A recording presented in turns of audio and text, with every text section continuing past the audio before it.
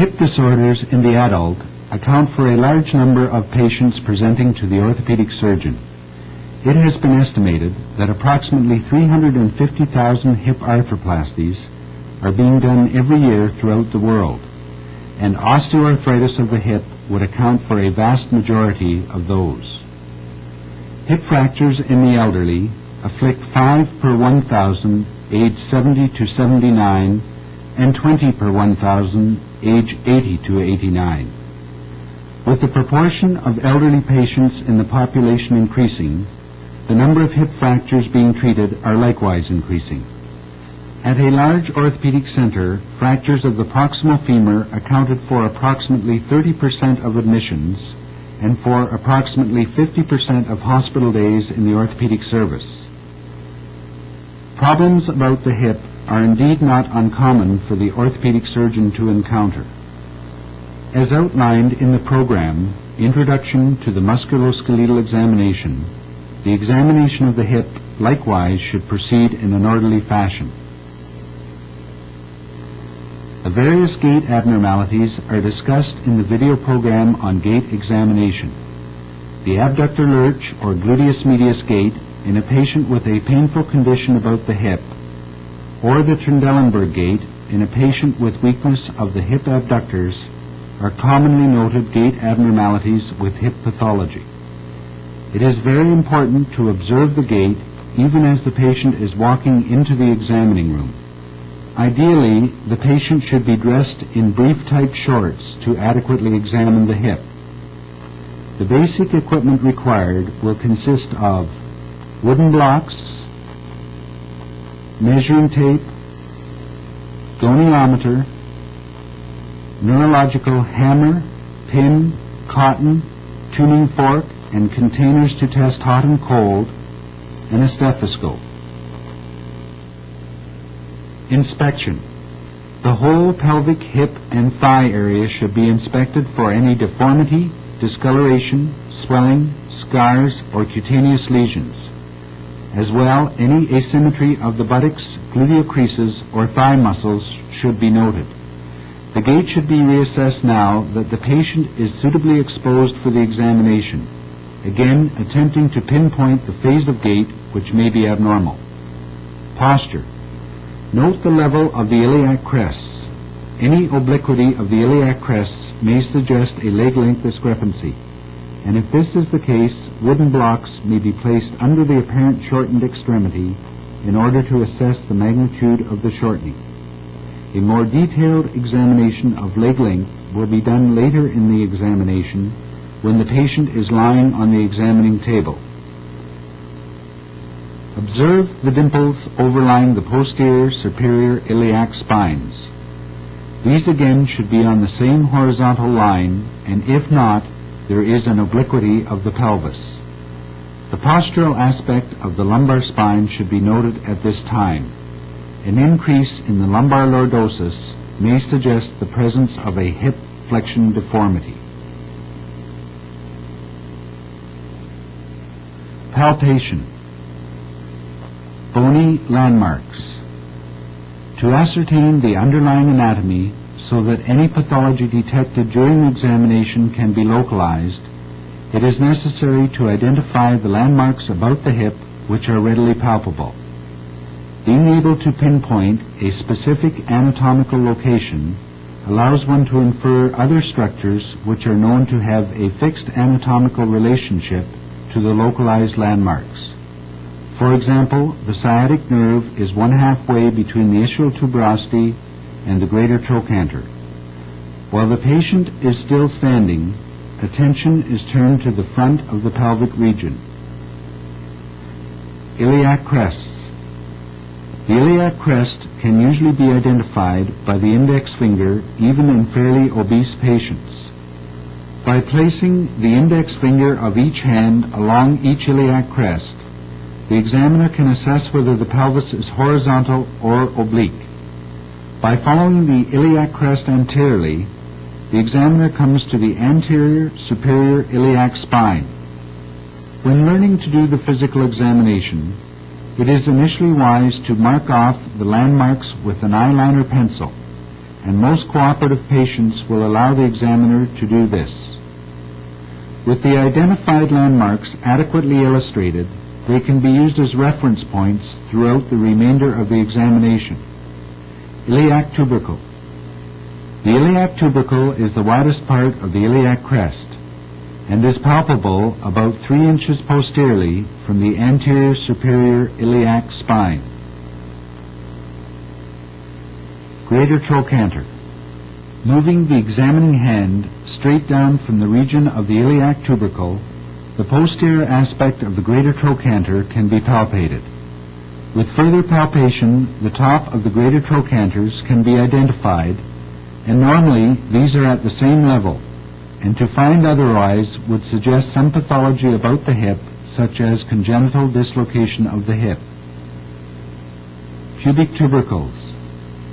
As throughout the examination, a brief explanation of what you are going to do will allay any of the patient's fears. Return to the anterior superior iliac spines, and moving down along the inguinal crease or groin, the examiner can palpate a bony prominence just lateral to the symphysis pubis, the pubic tubercle. The two landmarks, the anterior superior iliac spine and the pubic tubercle, serve to identify the inguinal ligament which courses in a straight line between them. Palpation of posterior landmarks. This is best accomplished with the patient lying on the opposite side with the hip partially flexed. Posterior superior iliac spine. By returning to the iliac crest, the examiner can follow this posteriorly, and the palpable prominence which lies directly under the dimple, noted previously on inspection, is the posterior superior iliac spine.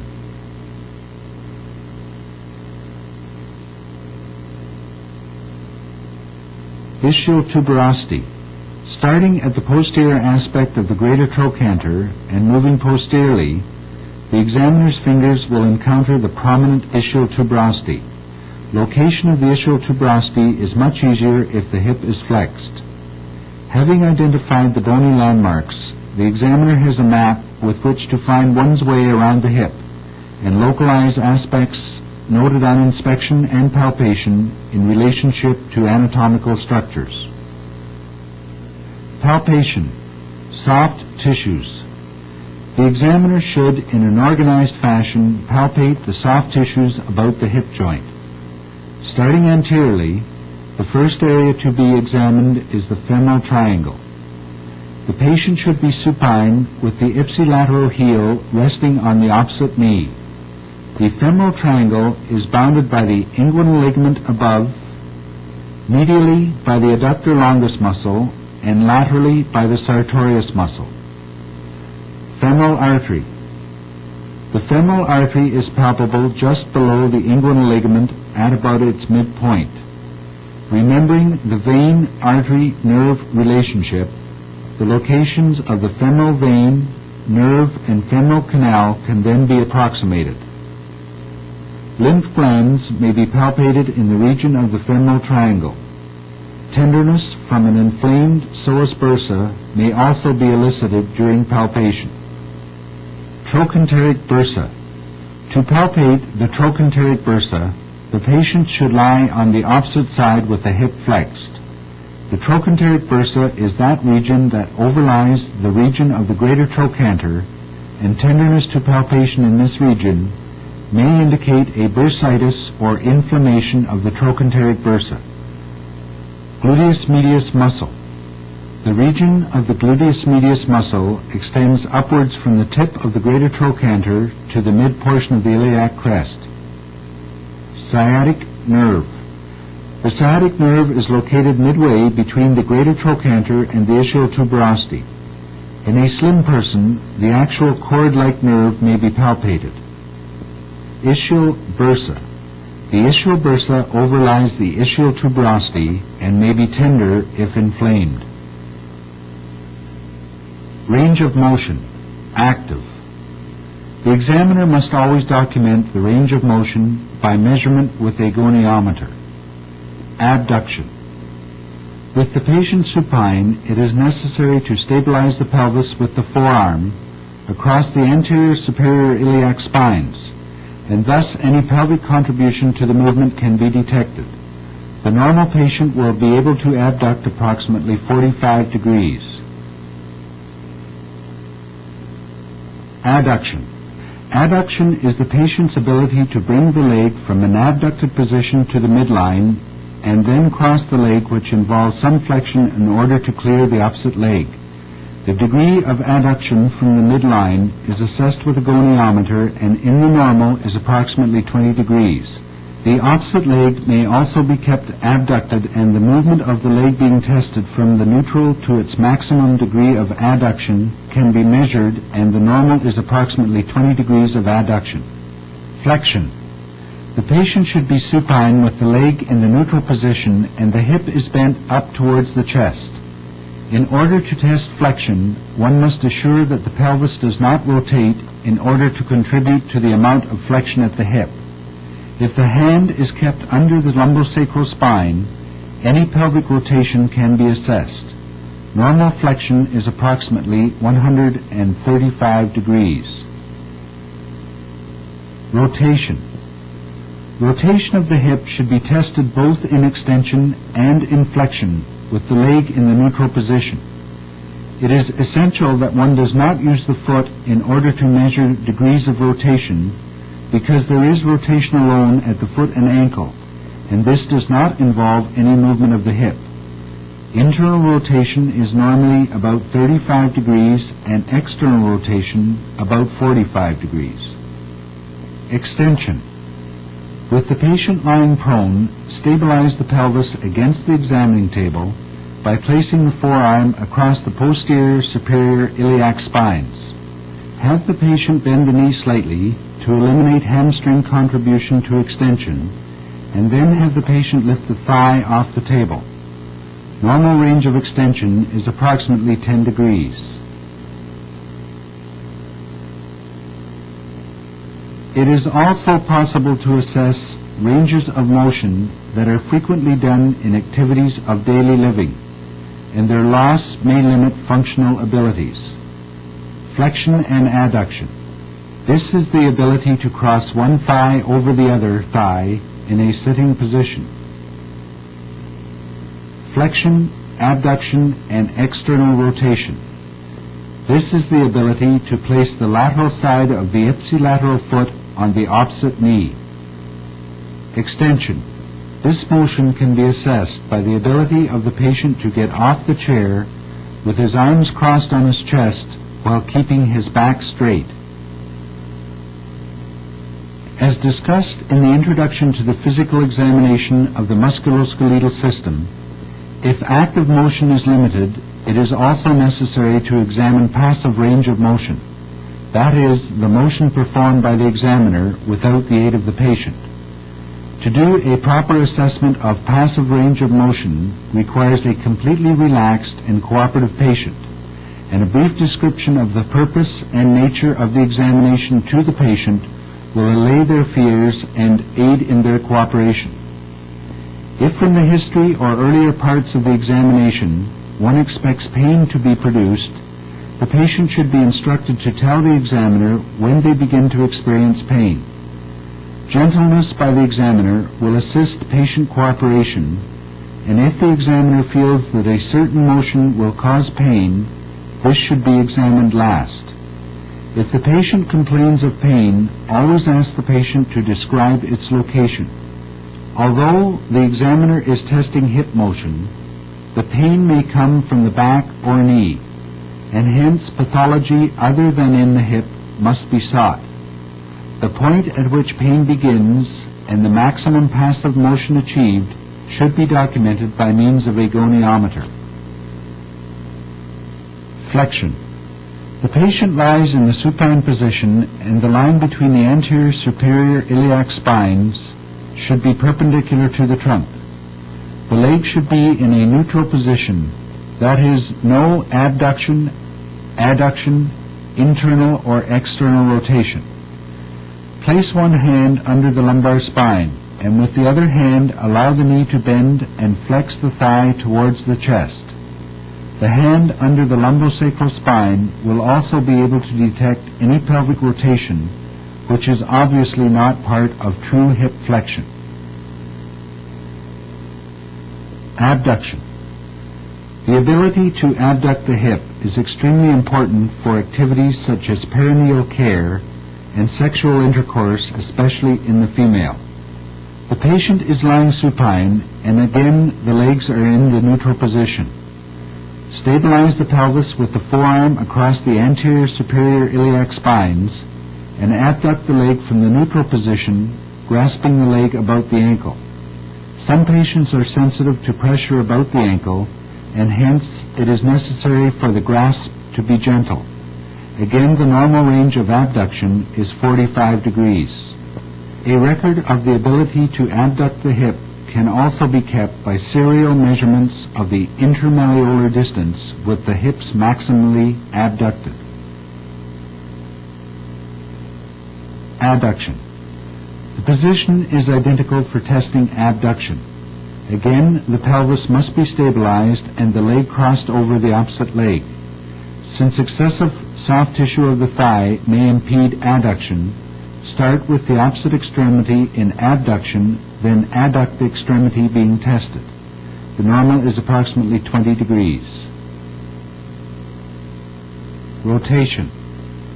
Rotation of the hip must be tested in both extension and flexion, since limitation of rotation may vary in each of these positions. Rotation in extension. The patient lies supine. In the neutral position, the patella should point straight up to the ceiling. Grasp the tibia, then internally rotate the leg towards the opposite extremity. The midpoint of the patella must be used for measurement, as you cannot use the foot because there is rotation at the foot and ankle, independent of hip rotation. External rotation is assessed by rotating the limb away from the opposite leg. Alternatively, rotation in extension can be assessed with the patient lying prone and the knee bent to 90 degrees. The tibia can be used as a lever and pointer, but remember that the motion being imparted to the hip and femur can be confusing. Pointing the tibia towards the other extremity causes external rotation of the hip and femur, and pointing it away from the opposite extremity imparts internal rotation.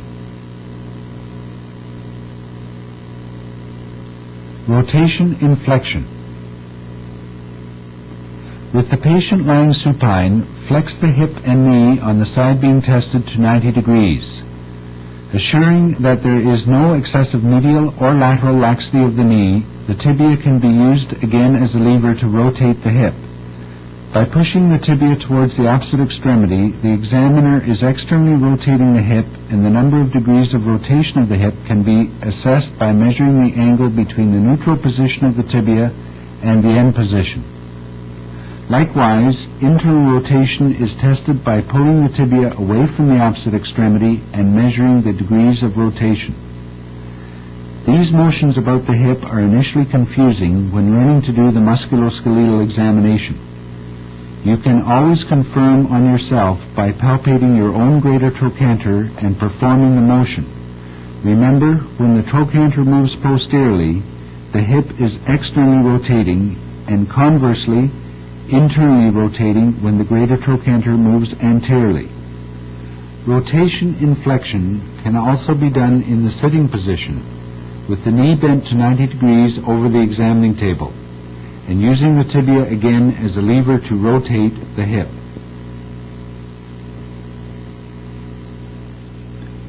Neurological examination.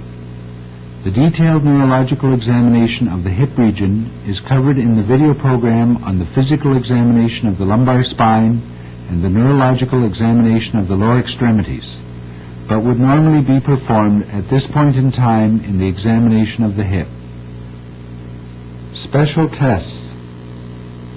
Trendelenburg test.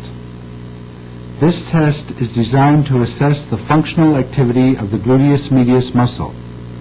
The examiner sits behind the patient, who stands with weight evenly distributed on both legs.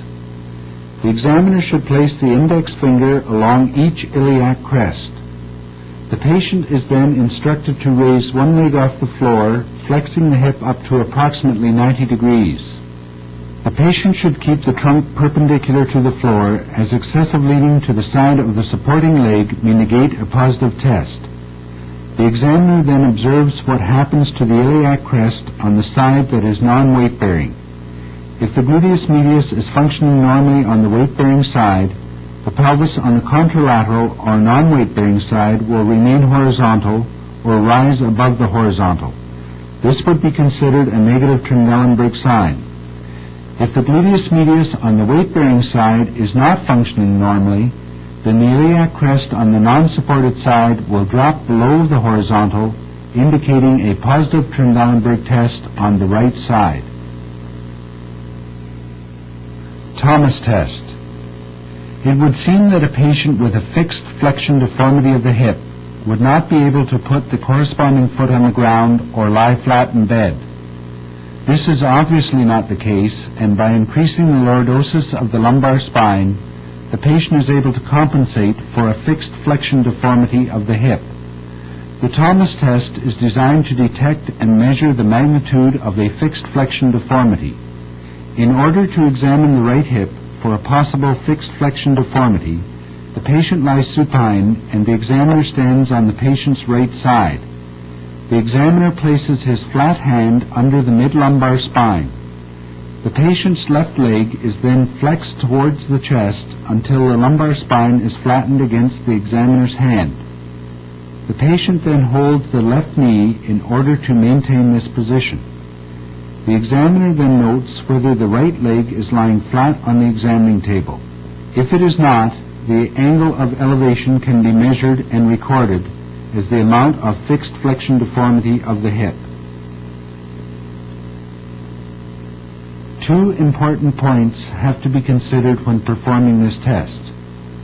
1. If there is a corresponding fixed flexion deformity of the ipsilateral knee, then obviously the thigh will not lie flat on the examining table.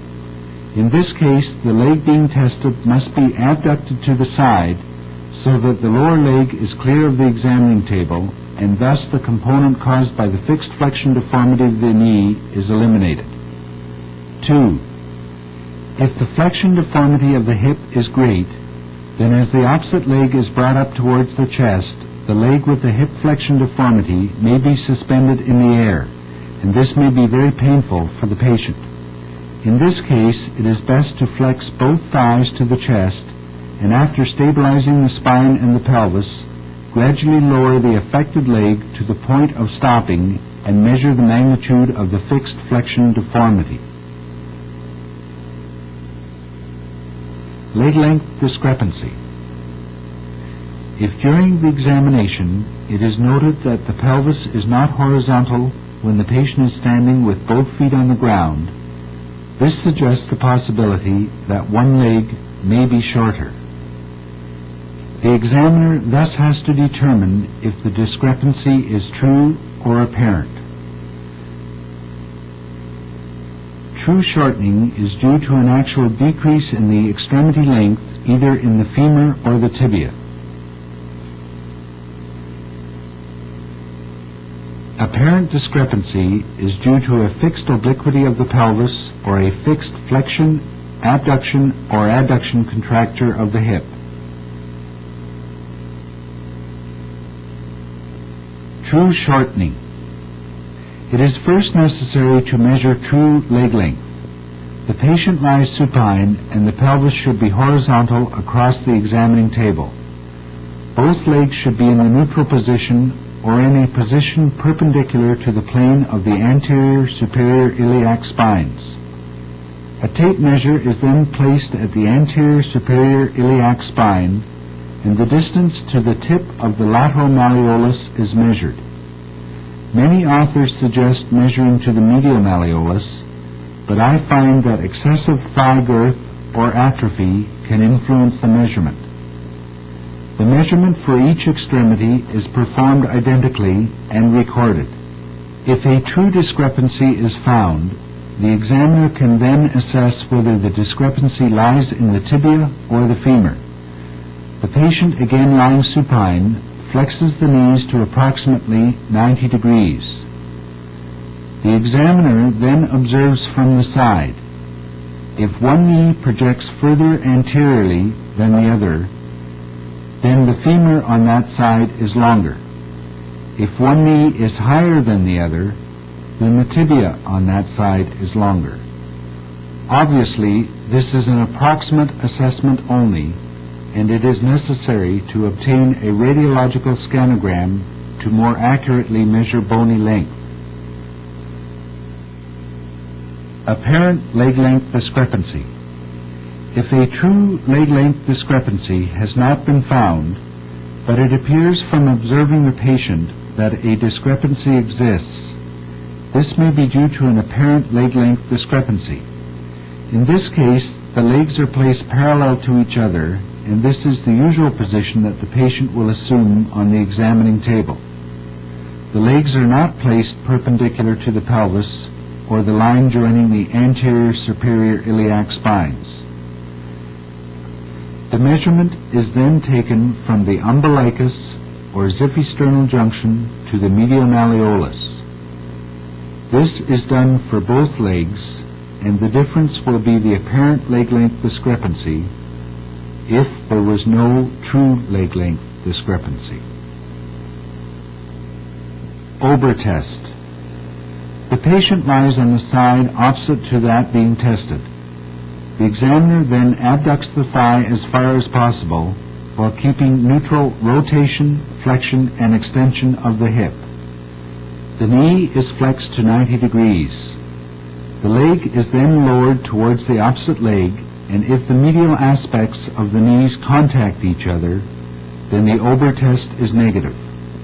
If the thigh remains elevated, that is, does not contact the opposite leg, then the Ober test is positive, and this signifies a tightness or contracture of the fascia lata or iliotibial band.